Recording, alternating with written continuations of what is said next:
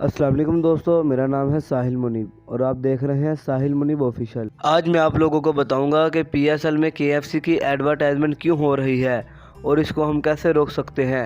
ये है मलेशिया का केएफसी और ये केएफसी पूरा खाली रहता है, यहाँ कोई नहीं जाता क्योंकि बाइकआउट चल रहा है मलेशियंस का। और यहाँ मैं आपको दिखाऊंगी, ये देखिए, ये है मलेशिया की शॉप और यहाँ पर लोग बैठे हुए हैं लेकिन केएफसी में कोई भी नहीं है। तो इसको बोलते हैं असल में बाइकआउट। समझ आ रही है? और जो असल मुस्लिम होते हैं ना, वो बाइकआउट करते हैं, पाकिस्तान की तरह नहीं। फिर भी केएफसी खा रहे हैं, मैकडॉनल्ड्स खा रहे हैं, भाई सब खा रहे हैं। मैकडॉनल्ड इस दुनिया की सबसे बड़ी फूड चेन है जो इस दुनिया के 100 से ज्यादा मुल्कों के अंदर 28,000 फ्रेंचाइज पर मौजूद है। क्या आपने कभी सुना हो कि कोई बहुत बड़ी फास्ट फूड कंपनी मजलूमों और छोटे बच्चों को छोड़कर जालिमों को मुफ्त खाना फराहम करती हो? ये वही बदबख्त कंपनी है जो इसराइल के जालिमों को मुफ्त खाना और शेल्टर फराहम करती है ताकि वो लोग और शदीद जुल्म कर सके। इस सब के बाद होना तो ये चाहिए था कि तमाम मुसलमान इस कंपनी से टोटली बाइकाट कर देते। कुछ मुसलमान ममालिक में तो ऐसा हुआ भी, मगर कुछ मुस्लिम ममालिक जैसा कि पाकिस्तान में मैकडॉनल्ड्स की किसी भी फ्रेंचाइज पर चले जाएं तो वहां पर कदम रखने की जगह नहीं मिलती। हमें ऐसा मुसलमान होने पर शर्म आनी चाहिए।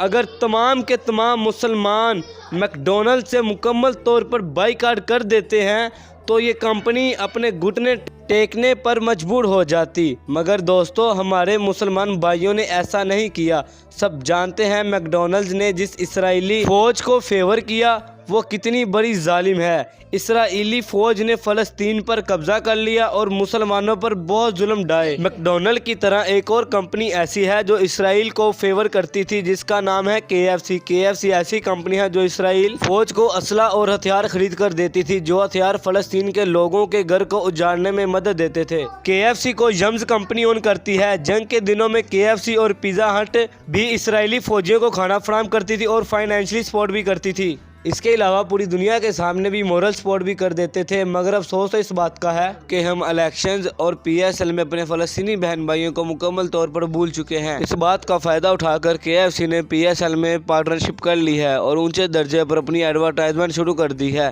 पाकिस्तान का क्रिकेट बोर्ड इतना गिर चुका है कि चंद पैसों की खातिर अपने फ़लस्तीनी बहन भाइयों का खून भूल गए हैं। जबकि दूसरी तरफ हम देख रहे हैं कि पीएसएल के मैदान में फ़लस्तीन के हक़ में एहतजाज करना भी मना है और ऐसे लोगों को बाकायदा स्टेडियम से बाहर निकाल दिया जाता है और इन चीज़ों का कंट्रोल बाकायदा अथॉरिटी के पास है। इसमें पब्लिक का ना तो कोई किरदार है और ना ही कुछ कर सकती है। पीएसएल को इन दिनों में करने का एक ख़ास मकसद है। पीएसएल को इन दिनों में रख कर पाकिस्तानी हुकूमत ने पाकिस्तानी अवाम का ध्यान इलेक्शंस और 8 फरवरी के इंतखाबात से ध्यान हटाना था।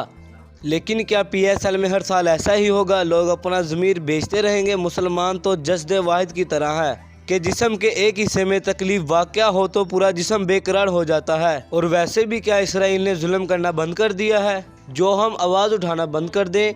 केएफसी जैसी कंपनी खाना नहीं बल्कि मुसलमानों का खून बेच रही है। हमें चाहिए कि हमें सोशल मीडिया पर बाइकआउट पीएसएल और बाइकआउट केएफसी को अपलोड करना शुरू कर दें। इसी तरह हम सैकड़ों से हज़ारों और हज़ारों से लाखों में बन जाएंगे और इसी तरह हम पूरी दुनिया को दिखा देंगे कि हर मुसलमानों का ज़मीर अभी तक सोया नहीं। इसलिए इस बाइकआउट तहरीक का हिस्सा बनकर अपना फ़र्ज़ अदा करें। अपनी राय दोस्तों कमेंट बॉक्स में ज़रूर दें। Thanks for watching this video. अल्लाह हाफिज़।